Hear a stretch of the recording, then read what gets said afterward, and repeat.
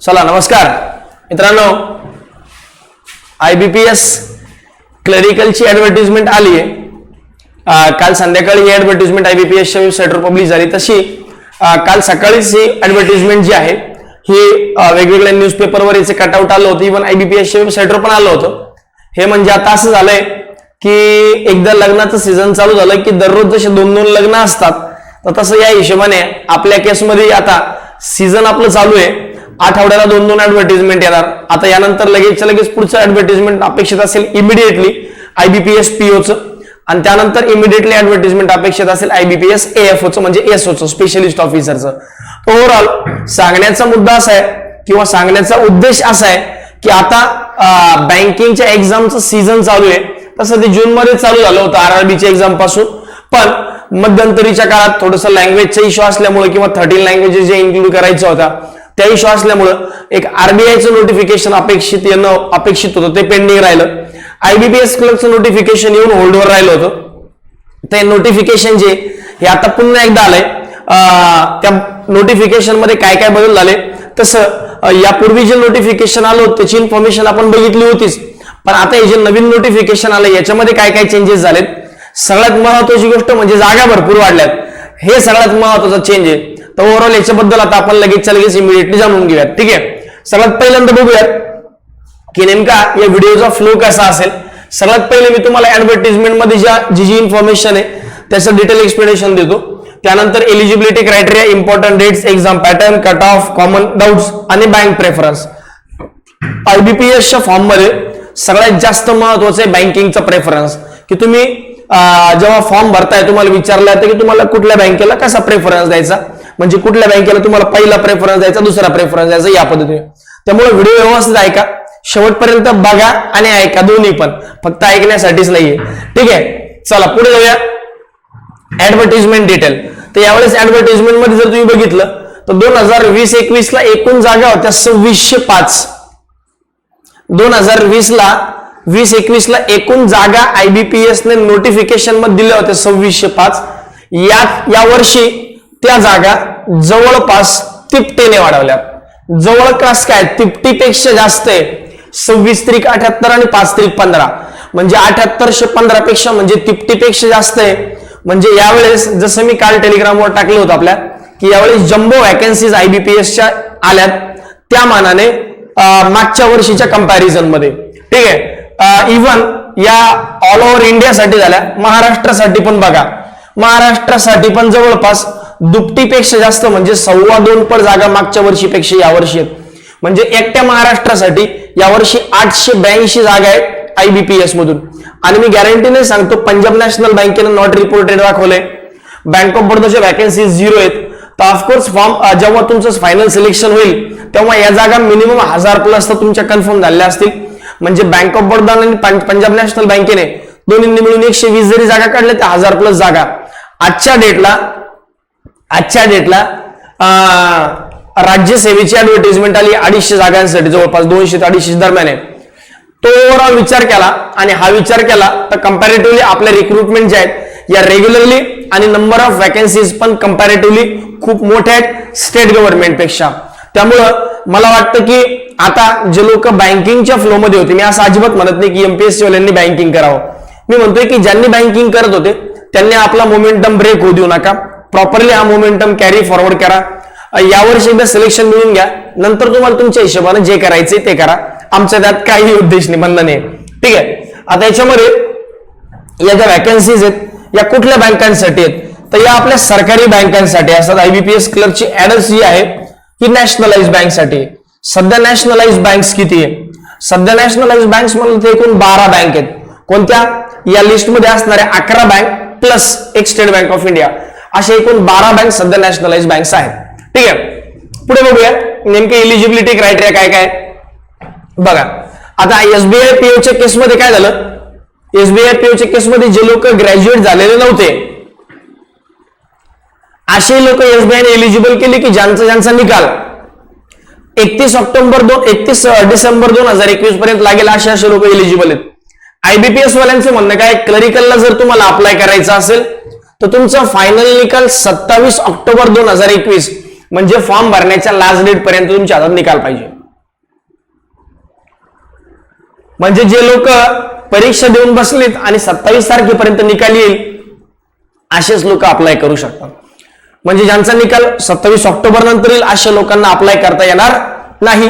बरं, ज्या लोकांचा अगोदर 27 ऑक्टोबरचा निकाल लागलाय ऑफकोर्स ते लोक एलिजिबल आहेत. बरं, एज लिमिट काय काय बघा. एज क्रायटेरिया 20 ते 28 वर्ष, म्हणजे कमीत कमी 20, जास्तीत जास्त 28 हा जनरल आणि ईडब्ल्यूएस साठी क्रायटेरिया आहे. हा जो क्रायटेरिया आहे हा जनरल आणि ईडब्ल्यूएस साठी आहे. जर तुम्ही ओबीसी विचार करताय ओबीसी तर +3, आणि जर तुम्ही एससी किंवा एसटी कॅटेगरीला बिलॉंग करत असताल तर मग तुमचं क्रायटेरिया +5. म्हणजे हे +5 आणि हे +3 या पद्धतीने. म्हणजे जनरल कॅटेगरीसाठी 28, ईडब्ल्यूएस साठी 28 मॅक्सिमम एज, ओबीसी साठी 31 आणि एससी एसटी साठी 33 वर्षापर्यंत अप्लाय करता येतं. सिलेक्शन प्रोसेस काय? सिलेक्शन प्रोसेस एकदम सोपी आहे. प्री एक्झाम आणि mains exam. There will be no interview. कुठलाही इंटरव्ह्यू नाही. इंटरव्ह्यू नाही. त्यामुळे फक्त आणि फक्त तुमचं सिलेक्शन जे हे तुम्ही मेन्स मध्ये जो स्कोअर करताल त्याच्या मार्क्सवरच असणार आहे. म्हणजे प्री एक्झाम तशी क्वालिफाईंग इन नेचर असते आणि मग प्री एक्झाम पास झालं की तुम्ही मेन्सला एलिजिबल होतात. आणि एकदा मेन्स मधून म्हणजे मेन्स मध्ये तुम्हाला जेवढे मार्क्स पडतील त्याच्या बेसिसवर तुमचं फायनल सिलेक्शन असेल. याच्यामध्ये कुठेही बाकी कुठलीही अट नाही. बाकी कुठलीही अट नाहीये. ठीक आहे, पुढचा मुद्दा बघूया. Important dates. बरं, आता सगळ्यात महत्त्वाचे कुठल्या कुठल्या तारखांना काय काय कशा कशा पद्धतीने असणार आहे. आजपासून फॉर्म चालू झालेत. म्हणजे 7 ऑक्टोबर 2021 पासून ते 27 ऑक्टोबर 2021 पर्यंत, म्हणजे 20 दिवस ऍप्लिकेशन फॉर्म चालणार आहेत. 20 दिवस ऍप्लिकेशन फॉर्म चालणार आहेत. याच्यात सगळ्यात महत्त्वाची गोष्ट काय, ज्यांनी मागच्या वर्षी अप्लाय केलं होतं, सॉरी मागच्या महिन्यामध्ये याच्यामध्ये जुलैमध्ये ऍडव्हर्टाइजमेंट आली होती. तर जेव्हा लोक जुलैमध्ये ऍडव्हर्टाइजमेंट आली आणि ऍडव्हर्टाइजमेंट आल्यानंतर ऍडव्हर्टाइजमेंट होल्डवर पडली, म्हणजे त्यांनी IBPS ने ऍडव्हर्टाइजमेंट काढून घेतली. पण काय झालं, हे जे 3-4 दिवस ऍडव्हर्टाइजमेंट त्यांची वेबसाईटवर होती आणि त्यावेळेस ऍप्लिकेशन लिंक पण ओपन झाली होती. तर त्या दरम्यान काही लोकांनी हा फॉर्म भरला होता. कधी? जुलैमध्ये. तर ज्या लोकांनी जुलैमध्ये हा फॉर्म भरला होता त्यांना हा फॉर्म पुन्हा भरण्याची गरज नाही असं स्ट्रिक्टली IBPS ने सांगितलंय. ज्यांनी तेव्हा हा फॉर्म भरला होता त्यांनी पुन्हा ऍप्लिकेशन करण्याची गरज नाही असं स्ट्रिक्टली IBPS ने सांगितलंय. त्यामुळे कुठलीही टेन्शन घेऊ नका. जर तुम्ही त्यावेळेस फॉर्म भरला असेल तर आता पुन्हा फॉर्म भरत बसू नका. त्यावेळेस ऍप्लिकेशन मध्ये फॉर्म भरताना आमचा ईमेल ID चुकला होता, आमची डेट ऑफ बर्थ चुकली होती, आमचं डिक्लेरेशन चुकलं होतं, आमच्या नावाचं स्पेलिंग चुकलं होतं, आमची कॅटेगरी मेन्शन करताना चुकली होती. कुठल्याही परिस्थितीमध्ये असं झालं असेल तर मग तुम्ही नवीन फॉर्म भरू शकता. पण अशा परिस्थितीमध्ये, ज्या परिस्थितीमध्ये तुमची काहीच अडचण नाही, पुन्हा फॉर्म भरत बसू नका. बरं, जर आम्ही नवीन फॉर्म भरला, मागच्या वेळेस काहीतरी चुकलं होतं, आता आम्ही नवीन फॉर्म भरला तर काय होणार? काही नाही होणार. तुमचा आत्ताचा फॉर्म ऍक्सेप्ट होऊन जाईल. मागचा फॉर्म तुमचा रिजेक्ट होईल आणि आत्ताचा फॉर्म तुमचा ऍक्सेप्ट होऊन जाईल. ठीक आहे. बरं, तर फॉर्म भरायचा आहे तुम्हाला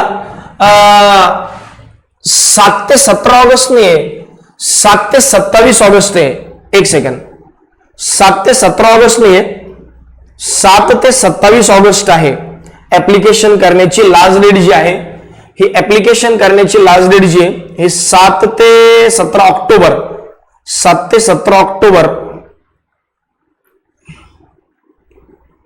27 ऑक्टोबर आहे. हा, तेच मला लगेच जाणवलं की हे चुकीचं लिहिलं गेलं माझ्याकडनं. 7 ते 27 ऑक्टोबर ही तुमची ऍप्लिकेशन करण्याची लास्ट डेट आहे. ठीक आहे, 7 ते 27 ऑक्टोबर. बरं, आता यांची प्री एक्झाम कधी होईल? तसं त्यांचं म्हणणं आहे डिसेंबर मध्ये होईल, पण मोस्ट प्रोबेबली 4, 5 आणि 11, 12, 1 डिसेंबर 2021 या तारखांची शक्यता दाट आहे. या तारखांची शक्यता दाट आहे. ठीक आहे, 4, 5, 11 आणि 12 मोस्ट प्रोबेबली या 4 तारखांना होईल. कधी कधी असंही होतं की महाराष्ट्रात 3च दिवस परीक्षा चालते, 4था दिवस लागत पण नाही, नंबर ऑफ सेंटर जास्त अवेलेबल असल्यामुळे. ठीक आहे, त्यानंतर प्रीचा रिझल्ट लागेल डिसेंबर मध्ये, मेन्स होईल तुमची जानेवारी आणि फेब्रुवारीमध्ये, जानेवारी किंवा फेब्रुवारीमध्ये, आणि फायनल अलॉटमेंट 1 एप्रिल 2022 ला. म्हणजे तुमच्या हातात आता हा जो महिना चालू आहे हा महिना आहे ऑक्टोबर, नोव्हेंबर, डिसेंबर, म्हणजे हे 3 महिने आणि पुढचे 3 महिने म्हणजे 6 महिन्यात तुमच्या हातात फायनल पोस्टिंग असेल क्लरिकलची. इन शॉर्ट 6 महिन्यामध्ये तुमचं सिलेक्शन होणार आहे. प्रॉपरली थोडासा फ्लो मध्ये अभ्यास केला तर रेग्युलरली अभ्यास करा, डेफिनेटली यावर सिलेक्शन होण्याचे चांगले चान्सेस आहेत, कारण वॅकन्सीज जम्बो वॅकन्सीज आहेत. इन शॉर्ट, इनफॅक्ट तुम्ही जर बघितलं तर महाराष्ट्रात सगळ्यात जास्त vacancies as compared to other state. म्हणजे बघितलं तुम्ही तर 700 टोटल वॅकन्सी होत्या, जवळपास 7,800 आणि 8,880 जवळपास वॅकन्सीज आहेत. जवळपास 12% वॅकन्सीज महाराष्ट्राच्या वाट्याला आहेत, जवळपास 12%. ठीक आहे, पुढे जाऊया. आता मी जर सांगितलं की सिलेक्शन प्रोसेस जी आहे, सिलेक्शन प्रोसेस कशी, तर प्री एक्झाम, मेन्स एक्झाम. मग नेमकं प्री एक्झाम कशी असते, मेन्स एक्झाम कशी असते बघा. प्री एक्झाम जे, प्री एक्झाम मध्ये क्वांट, रिजनिंग आणि इंग्लिश 3 सब्जेक्ट असतात. क्वांटचे 35 प्रश्न, 35 मार्क, 20 मिनिटांचा वेळ. रिजनिंगचे 35 क्वेश्चन, 35 मार्क, 20 मिनिटांचा वेळ. इंग्लिशचे 30 क्वेश्चन, 30 मार्क, 20 मिनिटांचा वेळ. याच्यासाठी सेक्शनल कट ऑफ आहे का? यस, सेक्शनल कट ऑफ आहे. एसबीआय मध्ये तुम्हाला सवय लागली होती सेक्शनल कट ऑफ नसण्याची, इकडे सेक्शनल कट ऑफ आहे. सर इकडे नॉर्मलायझेशन होईल का? बघा, मी सांगितलं ना तुम्हाला की 2-3 सेशन मध्ये परीक्षा आहे, 2-3 दिवस परीक्षा चालेल, 3-4 दिवस परीक्षा चालेल. यामुळे नॉर्मलायझेशन होईल का? तर यस, नॉर्मलायझेशन खूप मोठ्या प्रमाणात होईल. त्यामुळं फक्त आणि फक्त अटेम्प्टचा विचार न करता अॅक्युरसीवर पण लक्ष द्या. अॅक्युरेट अटेम्प्ट असं ठेवा. फक्त मला भरपूर अटेम्प्ट करून यायचे असा विचार करू नका, अॅक्युरेट अटेम्प्ट करा. ठीक आहे. बरं, आता मेन्सचा पॅटर्न कसा आहे बघा. मेन्स मध्ये 4 सब्जेक्ट येतात, क्वांट, रिजनिंग, इंग्लिश, जीए. क्वांटचे 50 क्वेश्चन, 50 मार्क, 45 मिनिटांचा वेळ. रिजनिंगचे 50 क्वेश्चन, 60 मार्क, 45 मिनिटांचा वेळ. इंग्लिशचे 40 क्वेश्चन, 40 मार्क, 35 मिनिटांचा वेळ. जनरल अवेअरनेसचे 50 क्वेश्चन, 50 मार्क आणि 35 मिनिटांचा वेळ. या हिशोबाने 200 मार्कांची परीक्षा आणि 160 मिनिटांचा वेळ आहे. 2 तास 40 मिनिटांचा वेळ आहे. 190 प्रश्न, 200 मार्क आणि 160 मिनिटांचा वेळ म्हणजे 2 तास 40 मिनिटांचा वेळ. या पद्धतीने या असणारी परीक्षा कुठली, आयबीपीएस क्लर्क प्रीचा पॅटर्न, आयबीपीएस क्लर्क मेन्सचा पॅटर्न. एकदा जाणून घेऊया की याची मागच्या वर्षी प्रिव्हियस इयर कट ऑफ काय होते बघा. मागच्या वर्षी जो कट ऑफ आहे, आता हे जे कट ऑफ आहे हे कट ऑफ स्टेट वाईज लागतात. कैसे स्टेट वाईज कस काय? कारण की आयबीपीएस क्लर्कची ऍडव्हर्टिजमेंट जी आहे ही प्रत्येक स्टेटसाठी वेगवेगळ्या वॅकन्सीज आहेत. आयबीपीएस क्लर्कची ऍडव्हर्टिजमेंट जर तुम्ही व्यवस्थित बघितली तर त्यात जर सांगितलं की महाराष्ट्रासाठी 882 जागा आहेत. मग याचा अर्थ असा आहे की महाराष्ट्राच्या वॅकन्सीज वेगळ्या आहेत, मेघालयच्या वॅकन्सी वेगळ्या आहेत, अरुणाचल प्रदेशच्या वॅकन्सीज वेगळ्या आहेत, गोव्याच्या वॅकन्सीज वेगळ्या आहेत. मग याच्यामुळे काय होतं, यामुळे काय होतं की प्रत्येक स्टेटचा वेगवेगळ्या वॅकन्सीज आहेत, म्हणून प्रत्येक स्टेटचा हा वेगवेगळा कट ऑफ लागतो. महाराष्ट्राचा वेगळा, पंजाबचा वेगळा, त्यानंतर दिल्लीचा वेगळा, या पद्धतीने. तर महाराष्ट्राचा मागच्या वर्षीचा जनरलचा कट ऑफ जो आहे हा 69.75 मार्कांचा होता. आता इमॅजिन करा, मागच्या वर्षी महाराष्ट्रासाठी जागा होत्या 371, त्यावेळेस कट ऑफ एवढा होता. आणि आयबीपीएस क्लर्क प्रीचा पॅटर्न हा अत्यंत सोपा असतो, याची डिफिकल्टी लेवल एकदम इजी असते. त्यामुळे याच्या कट ऑफ 71 लागतो का सर, 69 लागतो का असा विचार करू नका. याचा कट ऑफ अजून 1 मार्काने वाढला, 2 मार्काने वाढला तरी मला 9 होणार नाही, कारण की पेपरची डिफिकल्टी खूप पांचट असते. Without paper pen question solve होतात क्वांट रिजनिंगचे. ठीक आहे. त्यानंतर मागच्या वर्षी मेन्सचा कट, आता या बाकीच्या कॅटेगरीचा कट ऑफ जो आहे ना तो सापडे ना, मला भरपूर सर्च केला पण तो सापडतच नव्हता. ठीक आहे. बाकीच्या कॅटेगरीचा कट ऑफ जो आहे तो ऑलमोस्ट एवढाच राहतो. काय झालं की प्रीचे कट ऑफ आजकाल जनरल ओबीसी आणि एससी एसटी चे सेमच लागायला लागले, एससीचे तरी ऍटलिस्ट, जनरल ओबीसी आणि एससी. मेन्सचे कट ऑफ मात्र सगळ्यांचे वेगवेगळे आहेत आणि ते अवेलेबल पण आहेत. बघा, मेन्सचा जनरल कॅटेगरीचा कट ऑफ होता 38. सर 38 किती पैकी? बघा, याला ना पर्सेंटाईल मध्ये कन्वर्ट केलं जातं. 38 पर्सेंटाईल आहे म्हणजे हे जे आहेत ना, हे बघा 38% कुणाच्या 200च्या, म्हणजे ऍक्च्युअली तुम्हाला पास व्हायला लागत होते 76 मार्क, कारण एकूण परीक्षा 200 मार्कांची मेन्स. एकूण परीक्षा जी आहे ही 200 मार्कांची आहे मेन्स. त्यामुळं आयबीपीएस क्लर्क मध्ये जर तुमचं सिलेक्शन पाहिजे तर तुम्हाला 200 पैकी फक्त आणि फक्त 76 मार्क मिळवणं आवश्यक आहे. म्हणून म्हणतो की आयबीपीएस क्लर्क कंपॅरेटिव्हली सोपं आहे. मोमेंटम ब्रेक होऊ देऊ नका, फक्त रेग्युलरली करत राहा, आरामात फायनल सिलेक्शन होऊन जाईल. ठीक आहे, पुढे बघूया.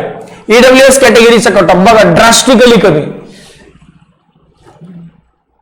ईडब्ल्यूएस चा फायदा मुलं विचारतात ना सर, आता काल रात्रीच सांगतो, एक फोन आलेला, तसं म्हणणं होतं की सर मी ईडब्ल्यूएस कॅटेगरी बिलॉंग करतो पण ईडब्ल्यूएस साठी जागा खूप कमी आहे, तर मी जनरल मधून अप्लाय करू का? बघा मी ईडब्ल्यूएस ला बिलॉंग करतो पण ईडब्ल्यूएस ला जागा कमी आहे, तर मी जनरल मधून बिलॉंग करू का? हा अत्यंत वेडेपणा होईल. का? कारण की मी तुम्हाला एसबीआय पीओच्या नोटिफिकेशनच्या वेळेस पण सांगितलं, जर जनरलच्या जागा 500 आहेत आणि ईडब्ल्यूएसच्या जागा 200, तर ईडब्ल्यूएस कॅटेगरीसाठी एकूण जागा झाल्या 200 + 500 म्हणजे मिळून 700. त्यामुळे कुठल्याही कॅटेगरीच्या कॅन्डिडेटने आपापल्या कॅटेगरीतूनच अप्लाय करा. याचा एक बेनिफिट असतो की तुमच्या कॅटेगरीचा कट ऑफ कंपॅरेटिव्हली कमीच लागतो नेहमी. प्री मध्ये सोडा पण मेन्स बघा, आणि जेव्हा प्री मध्ये कट ऑफ एक सेम जरी लागला पण मेन्स मध्ये तुम्हाला याचा फायदा होईल. आणि समजा अनफॉर्च्युनेटली हा कट ऑफ गेला 40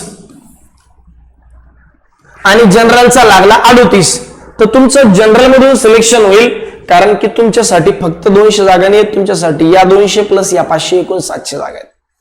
त्यामुळं असं कन्फ्युजन करून घेऊ नका, तुम्ही आपापल्या रिस्पेक्टिव्ह कॅटेगरी मधूनच फॉर्म भरा.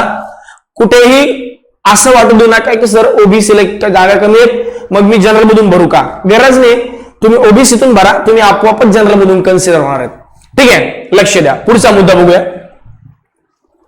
आता कॉमन डाऊट्स, मुलांचे काही कॉमन डाऊट्स असतात की नोटिफिकेशन बद्दल तर नॉर्मली खूप कमी डाऊट येतात, कारण की ऑलमोस्ट सगळे नोटिफिकेशन आता सेमच असतात. पण कॉमन डाऊट्स काय असतात की वेगवेगळ्या, जसं लँग्वेजचा एक डाऊट आला. आता यावर्षीपासून काय केलं बघा आयबीपीएसने, यावर्षीपासून आयबीपीएसने काय केलं, आतापर्यंत आरआरबीच्या परीक्षा ज्या आहेत या इंग्लिश आणि हिंदी प्लस सोबत 13 रिजनल लँग्वेज मधून व्हायच्या. इंग्लिश प्लस हिंदी प्लस सोबत 13 रिजनल लँग्वेज मधून व्हायच्या. इंग्लिश मधून होणारच, हिंदी नॅशनल लँग्वेज आहे, राष्ट्रीय भाषा आहे आपली, आणि 13 रिजनल लँग्वेजेस, जसं मराठी एक रिजनल लँग्वेज आहे, कोकणी एक रिजनल लँग्वेज आहे, उर्दू एक रिजनल लँग्वेज आहे, तामिळ एक रिजनल लँग्वेज आहे, तेलुगू एक रिजनल लँग्वेज आहे, कन्नड एक रिजनल लँग्वेज आहे. या पद्धतीने वेगवेगळ्या 13 रिजनल लँग्वेजेस मधून आतापर्यंत आरआरबीची एक्झाम व्हायच्या. सेम आता 13 वेगवेगळ्या रिजनल लँग्वेजेस मधून आयबीपीएस क्लर्कची परीक्षा सुद्धा होईल. मग याचा अर्थ असा आहे की तुम्ही जी परीक्षा देताल हे आता तुम्हाला मराठी, हिंदी, उर्दू, इंग्लिश आणि कोकणी या 5 भाषांपैकी कुठल्याही एका भाषेत देता येईल महाराष्ट्राच्या कॅन्डिडेटला. कारण महाराष्ट्राच्या कॅन्डिडेटला मराठी सोबत काय काय सिलेक्ट करता येतं, हिंदी, इंग्लिश तर कंपल्सरी आहेच, इंग्लिश, मराठी, हिंदी, कोकणी आणि उर्दू, एवढ्या 4 भाषा आपल्याला सिलेक्ट करता येतात, 5 भाषा. आता बघा, मग तुम्ही काय म्हणणार सर कोणते विषय मराठीतून असतील, तर लॉजिकल रिझनिंग प्री मध्ये जर बोलायचं झालं तर लॉजिकल रिझनिंग आणि क्वांट मराठीतून असणार. सर इंग्लिश मराठीतून असेल का? अरे कसं होईल भैया, तो सेकंड लँग्वेजचा पेपर आहे, म्हणजे ती लँग्वेज आहे ती चेंज नाही होणार. म्हणजे प्री असू देत किंवा मेन्स असू देत, इंग्लिश सोडून बाकी सगळे विषय तुम्हाला मराठीत दिसतील. प्री असू देत किंवा मेन्स असू देत, इंग्लिश सोडून तुम्हाला बाकी सगळे विषय मराठीत दिसतील, इंग्लिश मात्र इंग्लिश मध्येच दिसेल. या पद्धतीचा हा चेंज यावेळेस आयबीपीएस ने केलाय. इंग्लिश हा इंग्लिश मध्ये असेल, बाकी सगळे विषय तुम्ही मराठीत घेऊ शकता, ही तुमची चॉईस आहे. तुम्हाला वाटलं तर मराठीत घ्या, वाटलं तर इंग्लिश मध्येच ठेवा, वाटलं तर हिंदीत घ्या. म्हणजे जसं पहिले आपल्याला ड्रॉपडाऊन सिलेक्ट करता यायचं हिंदीचं ऑप्शन, तिथं आता English with Hindi, English with Marathi, English with Urdu, English with Konkani असं ऑप्शन येईल. त्यामुळे तुम्ही तुमच्या हिशोबाने कुठलाही ते ऑप्शन घेऊ शकता. ठीक आहे. फॉर्म भरताना कॉमन मिस्टेक काय करतात लोक? फॉर्म भरताना कॉमन होणाऱ्या मिस्टेक, कॉमनली होणाऱ्या मिस्टेक. चंद्रेशी एक मुलगी आहे जिचं आरबीआय अटेंडंट मध्ये सिलेक्शन झालं. चंद्राला आरबीआय ऑफिस अटेंडंट मध्ये फायनल सिलेक्शन झालं. डॉक्युमेंट व्हेरिफिकेशनला जाताना तिला कळलं की अरे आपला फॉर्म तर नेट कॅफे वाल्याने एक सर्व्हिस मधून भरला होता. म्हणजे नेट कॅफे वाल्याने काय केलं, घाई गडबडीत एक सर्व्हिस मधून तिचा फॉर्म भरला. ती फ्रेशर कॅन्डिडेट आहे, जनरल कॅटेगरी ओबीसी कॅटेगरीला बिलॉंग करते, पण नेट कॅफे वाल्याने गदड्याने पटपट पटपट फॉर्म भरण्याच्या नादात, पैसे पटकन जमा करण्याच्या नादात आपला फॉर्म तिच्या फॉर्मची कॅटेगरी चेंज करून टाकली. आणि कॅटेगरी चेंज झाली की कट ऑफ बदलतो, आणि कट ऑफ बदलला की सिलेक्शन व्हायला सोपं होतं. तिचं तिच्या कॅटेगरी मधून पण सिलेक्शन होणं अत्यंत सहज सोपं होतं, कारण तिचा अभ्यास खूप चांगला होता. नागपूरला ती डॉक्युमेंट व्हेरिफिकेशनला गेली. तिला सांगितलं की तुझी कॅटेगरी तर ओबीसी आहे आणि तू तर एक सर्व्हिस मधून फॉर्म भरला, हो जा तुझं फायनल सिलेक्शन नाही होणार, वापस यावं लागलं. त्यामुळे कॉमनली होणाऱ्या मिस्टेक कॅटेगरीमध्ये, त्यानंतर डेट ऑफ बर्थ मध्ये, त्यानंतर तुमच्या नावाच्या स्पेलिंग मध्ये, त्यानंतर तुमचे साइन किंवा फोटो ब्लर होऊन जातो. कधी कधी फोटो हा ब्लर होऊन जातो. अशा कॉमन मिस्टेक फॉर्म भरताना बरेचदा होतात. त्यामुळे या ज्या मिस्टेक्स आहेत या अवॉइड करा. आपला फॉर्म आपण स्वतः भरा. स्वतः भरता येत नसेल तर इंटरनेट कॅफेवर जाऊन एखादा चांगला हुशार मित्र सोबत घेऊन जा, त्याच्या बाजूला बसा किंवा इंटरनेट कॅफेवाल्याच्या बाजूला बसा, त्याच्याकडून पद्धतशीर फॉर्म भरून घ्या. तो 50 घेत असेल तर त्याला 100 द्या, पण त्याला म्हणा पद्धतशीर फॉर्म भर, काही चूक होऊ देऊ नको. तू केलेली चूक आमच्या आयुष्यभराच्या मेहनत वाया घालू शकते. त्यामुळे प्रॉपरली हा फॉर्म भरताना व्यवस्थित फॉर्म भरा, काहीही चूक होऊ देऊ नका, कारण एक चूक तुमचं सिलेक्शन रिजेक्शन मध्ये बदलू शकते. तर हा मुद्दा खूप अत्यंत आवश्यक आहे, म्हणून पुन्हा पुन्हा सांगतोय की फॉर्म भरताना काळजी घ्या. तिसरा मुद्दा, सेक्शनल आणि ओव्हरऑल कट ऑफ असतो का? येस, मी यापूर्वी सांगितलं की सेक्शनल आणि ओव्हरऑल कट ऑफ असतो. सेक्शनल कट ऑफही असतो आणि ओव्हरऑल. बरेचदा काय होतं, क्वांटचा कट ऑफ लागतो प्री मध्ये 9 मार्काचा, रिजनिंगचा कट ऑफ 10 आणि इंग्लिशचा कट ऑफ 8. मग 9 आणि 8 17, 17 10 27 मार्कांचा कट ऑफ लागतो का? ओव्हरऑल नाही, 69.75 लागतो. त्यामुळे सेक्शनल कट ऑफ हा वेगळा आहे आणि ओव्हरऑल कट ऑफ हा वेगळा आहे. स्टेट वाईज कट ऑफ लागतो का? Yes, state wise cut off लागतो. मी यापूर्वी पण सांगितलं, कारण महाराष्ट्र स्टेट वेगळे आणि त्यासाठी जागा वेगळ्या आहेत. ठीक आहे. त्यानंतर लँग्वेज प्रोफिशियन्सी टेस्ट होते का? नॉर्मली कुणी घेत नाही, पण जर तुम्ही महाराष्ट्रातून अप्लाय करतायत तर तुम्हाला मराठी येणं कंपल्सरी आहे. हा बेसिक क्रायटेरिया आहे. त्यामुळे लँग्वेज प्रोफिशियन्सी टेस्ट होत नाही. नॉर्मली लँग्वेज प्रोफिशियन्सी टेस्ट होत नाही, पण लँग्वेज प्रोफिशियन्सी टेस्ट ही बँक टू बँक वर डिपेंड करतं. बँकेला वाटलं की आमच्या बँकेत खूप जास्त अदर स्टेटची मुलं आलेत ज्यांचं 10वीला मराठी नव्हतं, तर बँक लँग्वेज प्रोफिशियन्सी टेस्ट घेऊ शकते. पण नॉर्मली आजकाल लँग्वेज प्रोफिशियन्सी टेस्ट कोणी घेत नाही. ठीक आहे. ओके सर, आता तरी भरपूर बँका, सध्या 11 बँका प्रायव्हेट नॅशनलाइज आहेत, आणि मध्यंतरी अशा चर्चा होत्या की बँकांचं प्रायव्हेटायझेशन होणार. तुम्हाला काय वाटतं, बँकांचं प्रायव्हेटायझेशन झालं तर आमच्या जॉबचं काय? बघा, बँकांचं प्रायव्हेटायझेशन होणं सध्या तरी शक्य नाही. इनफॅक्ट बँकांचं प्रायव्हेटायझेशन करणं एवढं सोपं नाहीये. हे मी तुम्हाला खूप दिवसांपासून सांगतोय. लोक तुम्हाला घाबरवतात की बँकांचं प्रायव्हेटायझेशन होणार. बघा, पण मी ती गोष्ट डिनाय पण करत नाही की होणारच नाही. काही लिमिटेड बँकांचं होऊ शकतं, पण त्याला बायपास म्हणून काय सांगितलं की ज्या बँका लॉस मेकिंग आहेत किंवा ज्या बँकांचा बिझनेस कमी आहे त्यांना तुम्ही मोठ्या बँकांमध्ये मर्ज करा. हा एक पर्याय उपलब्ध करून दिल्यामुळं बँकांचं प्रायव्हेटायझेशनचा मुद्दा सध्या तरी मागे पडलाय. सेंट्रल गव्हर्नमेंटला कधीतरी वाटलं अचानक की उद्या आम्हाला 360 कॅन्सल करायचंय, आर्टिकल 370 कॅन्सल करायचंय, कॅन्सल, सकाळी कॅन्सल. उद्यापासून जम्मू काश्मीरमध्ये सुरक्षा तैनात करा आज रात्री, उद्या आपण 370 कॅन्सल करतोय. होऊ शकतं. कधीतरी अचानक भस्कन वाटलं गव्हर्नमेंटला, स्टेट गव्हर्नमेंटला, नाही या लॉस मेकिंग बँक आहेत आणि यांना विकून टाकू आणि पैसे कमवूया आणि देशाच्या इन्फ्रास्ट्रक्चरला लावूया, विकून टाकतील. पण गव्हर्नमेंटने स्पष्ट सांगितलंय की आम्ही बँका विकणार नाही, आम्ही डिसइन्व्हेस्टमेंट करू, आमचा खर्च, आमचा पैसा यातला कमी काढून घेऊ, पण बँकांचं प्रायव्हेटायझेशन करणार नाही. बरं झालं तरी आमचा जॉब जाणार का? No, your job will be on permanent basis. त्यामुळं जॉब जाणार नाही याची गॅरंटी मी तुम्हाला देतो. त्यामुळे IBPS क्लर्क मध्ये फॉर्म भरताना हा मुद्दा तुमच्या डोक्यात थोडा पण ठेवू नका की जॉबचं काय होईल प्रायव्हेटायझेशन झाल्यानंतर. काहीच होणार नाही, जॉब तुमचा ऍज इट इज राहील. त्यानंतर शेवटचा मुद्दा आहे बँक प्रेफरन्स. वॅकन्सीज वाईज द्यावा की बँक वाईज द्यावा?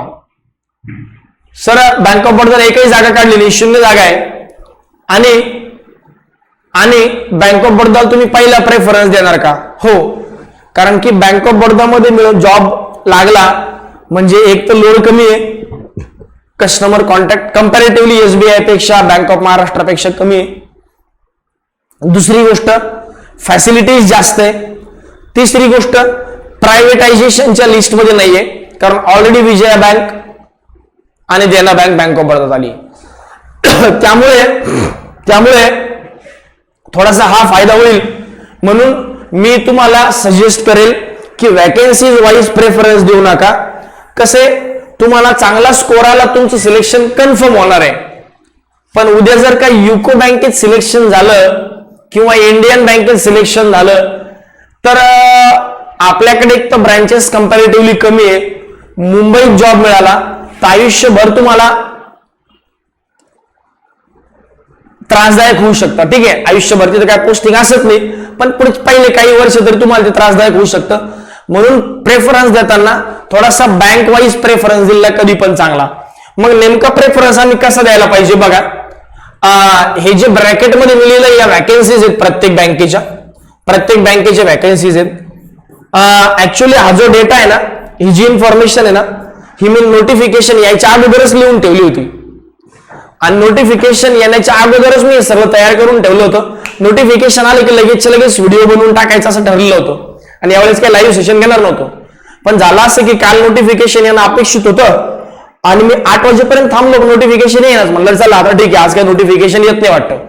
घरी गेलो आणि अचानक घरी जाताना रस्त्याने जवळजवळ पोहोचलं की नोटिफिकेशन आलं. अरे म्हणलं यार, गेम झाला.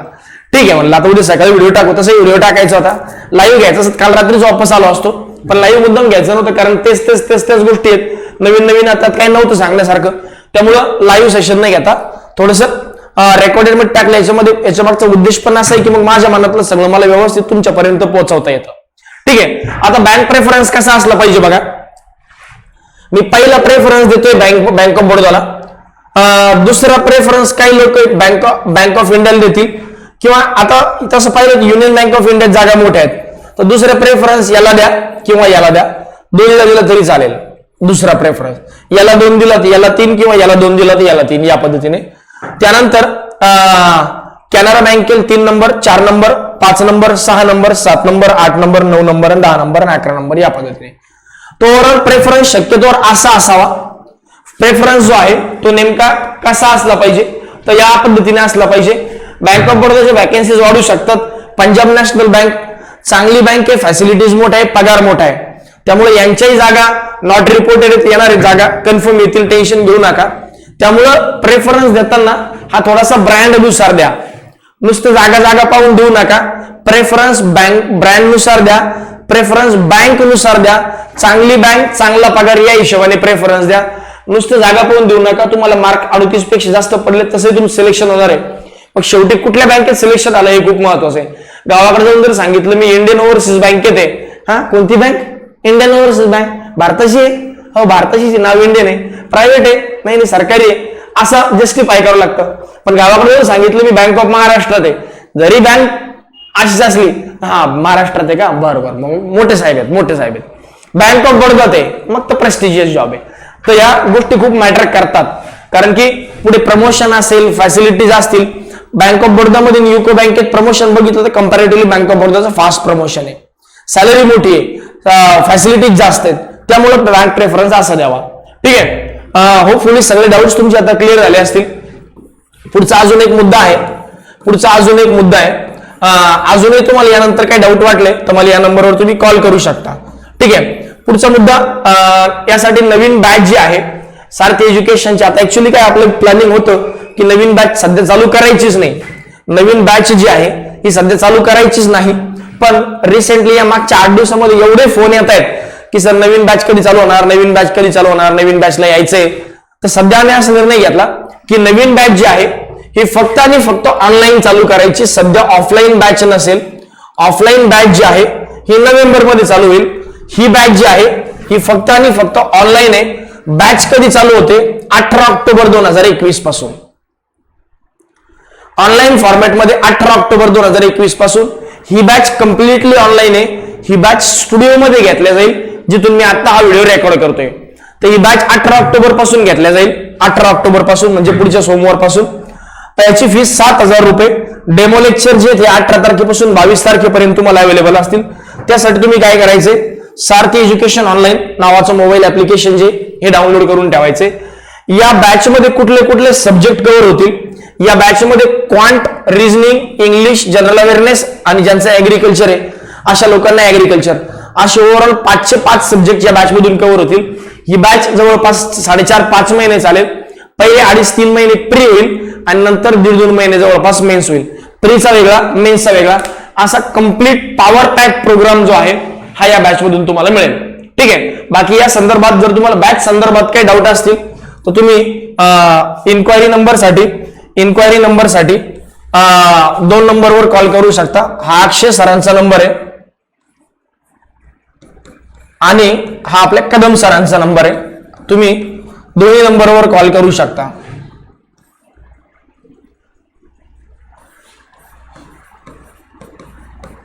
ठीक आहे, या नंबरपैकी कुठल्याही नंबरवर तुम्ही बॅचच्या इन्क्वायरीसाठी कॉल करू शकता.